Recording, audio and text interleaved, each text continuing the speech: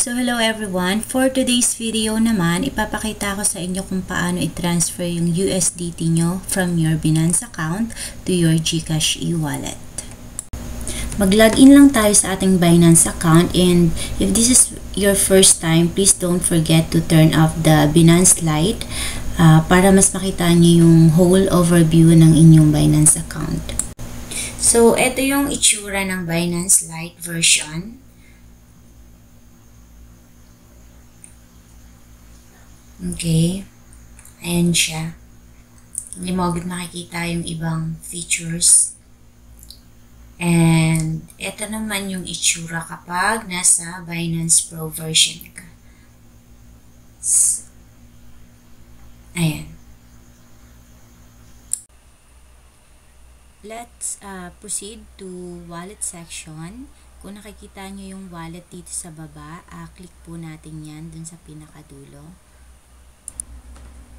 So right now, nandito na tayo sa overview section. Nakikita natin yung spot, yung funding, margin, etc.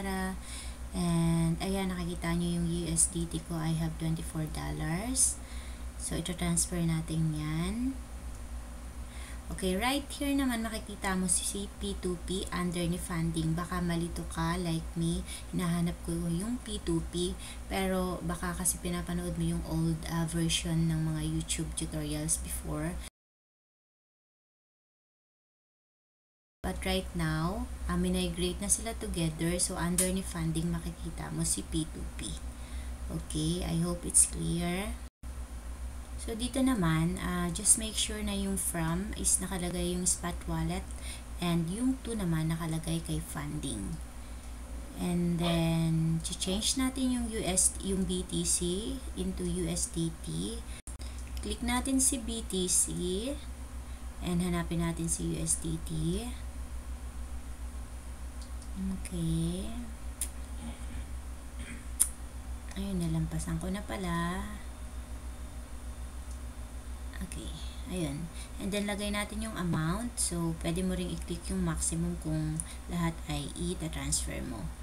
Just click confirm transfer kapag na-check mo na yung details. Click lang natin to, and then let's click confirm, and then as you can see, P2P, choose sell option, and dapat naka USDT po siya. Okay, so dapat makikita mo is sell button since ibebenta natin yung ating USDT. Okay, hanap tayo ng merchant na kung saan ay nag-o-offer ng, ang limit niya is 500 pesos above, since $24 yung isasend ko, so it's like 1,000 plus in peso. So hanap tayo ng nag-o-offer ng 500. Yung limit niya is 500 pesos above, and then nasa mode of payment nila si GCash, since sa GCash natin isasend yung pera. So ayan, may nakita na ako under Kalista name. Ang offer niya is 49.45, and may limit siya na 1,000 to 48,780, and yung mode of payment niya is si GCash, CoinPH, PayMaya, and BPI. And then, lagay natin yung amount and choose the payment method. So, lagay natin yung si GCash and upload natin yung QR code ng aking GCash. Ilalagay ko din dito yung aking e-wallet number.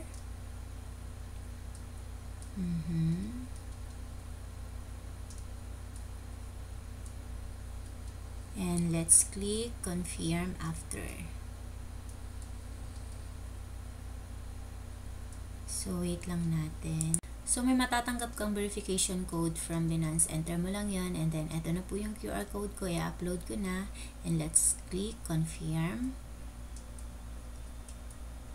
Then, after that, ayan, makikita mo yung timer. So, within that time, dapat na-complete mo na yung transaction. And meron ding chat button sa taas. Click natin yan para ma-message natin si merchant. So, ayan. Okay, I said hello. Check natin kung naka-online na siya. Then, ayan, nag-reply siya, hello po. So, that means online na siya, di ba? So, ibibigay natin yung GCash ko, GCash details, just to make sure na makuha niya yung complete GCash details ko. Okay.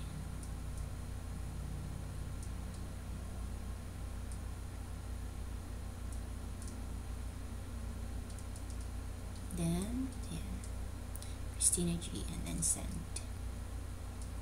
Thank you. So, wait lang natin yung kanyang response. And guys, just want to remind you na dapat make sure na natanggap mo muna yung pera mo bago mo i-confirm yung sa Binance apps.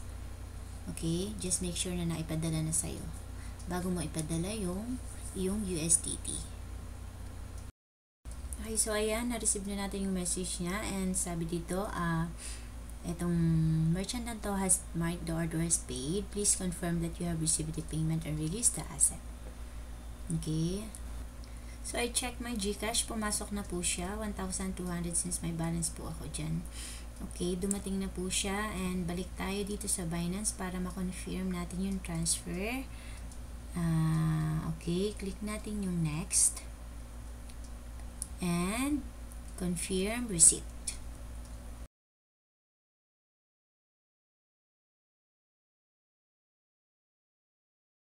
Check the button and confirm.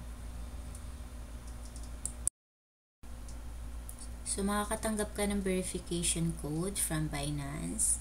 Ayan. And tada, it's already done. Successfully sold your USDT, my USDT. So, ayun guys. I hope nakatulong po yung video tutorials ko sa inyo. And please don't forget to hit like and subscribe and click the notification bell.